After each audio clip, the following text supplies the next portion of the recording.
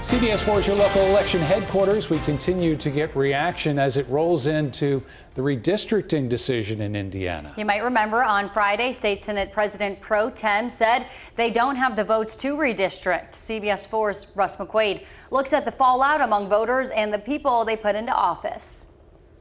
Polls show there is no appetite among a majority of Hoosiers who were asked their opinions about redistricting.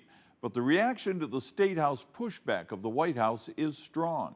Perhaps the most shocking response was the swatting of State Senator Greg Good last night when Vigo County Sheriff's deputies were sent to his house on a false call of a domestic dispute. We are aware of the political side of things that have, kind of transpired in the last couple days. So that's obviously something that we're looking at. Senator Good was one of those Republicans who said he wouldn't vote for redistricting after his constituents shot down the proposal in a town hall meeting 2 weeks ago. Independent Indiana ran a poll that found 53% of the people it asked thought redistricting was a bad idea. These are the types of responses we got on our Fox 59 CBS 4 Facebook pages.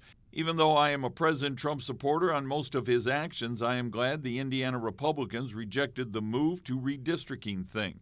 Our state representatives recognize that the only time redistricting is allowed is after the census, which is every 10 years.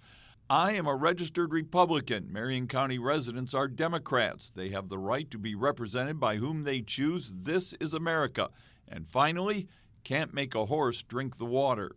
A political analyst says the State House rebuff of the president's wishes are proof that lawmakers' priorities are homegrown. I think you really do see the state legislature listening to constituents and taking into consideration a variety of factors here. I think part of the culture and the ethos in Indiana is probably a little resistance to not just doing what Washington tells us to do. I think that resistance is very much alive and well in the state of Indiana and probably played into this conversation piece too. Even though Professor Wilson says Indiana should expect to pay a price for its State House stance against the Trump White House, it would be political suicide for lawmakers to now cave into presidential threats and go into a redistricting special session after all.